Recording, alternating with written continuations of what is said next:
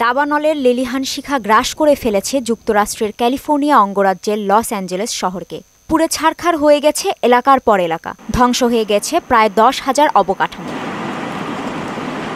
ক্যালিফোর্নিয়ার ফায়ার এজেন্সির তথ্যমতে 5টি দাবানলে এখন পর্যন্ত 35,000 একরেরও বেশি জমি পুড়ে গেছে। এর মধ্যে প্যালিসেইডসে 20,000 একর, ইটনে 13,956 একর, লিডিয়ায় 395 একর, হার্টস অঞ্চলে 771 একর জমি আগুনে পুড়ে গেছে। মার্কিন আবহাওয়া পরিষেবা জানিয়েছে, আগুনে এখন পর্যন্ত আনুমানিক 135 থেকে 150 বিলিয়ন ডলার মূল্যের সম্পদের ক্ষয়ক্ষতি হয়েছে।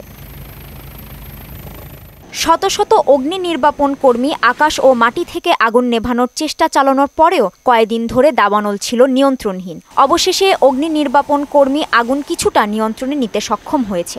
সর্বশেষ তথ্য অনুযায়ী প্যালিসেইডসে 8%, ইটনের 3%, লিডিয়ায় 75%, হার্টস অঞ্চলে 37% ও কেনেথ অঞ্চলে 35% আগুন নিয়ন্ত্রণে এসেছে।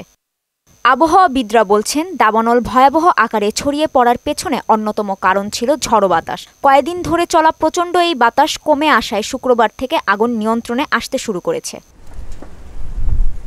হলিউডের মূল কেন্দ্র হচ্ছে লস অ্যাঞ্জেলেস। এটি হলিউডের অনেক তারকাদের আবাসস্থল। দাবানলের তাণ্ডবে তারকাদের অনেকেই তাদের ঘর হারিয়েছেন। এদের মধ্যে রয়েছেন কমেডিয়ান বিলি ক্রিস্টেল, অভিনেতা মেল গিবসন, ক্যারি এলসওয়েল, ম্যান্ডি মুর, অ্যাডাম ব্রডি ও টিভি তারকা প্যারিস হিলটন সহ অনেকে। কাজী শাহরিন, মোহনা সংবাদ।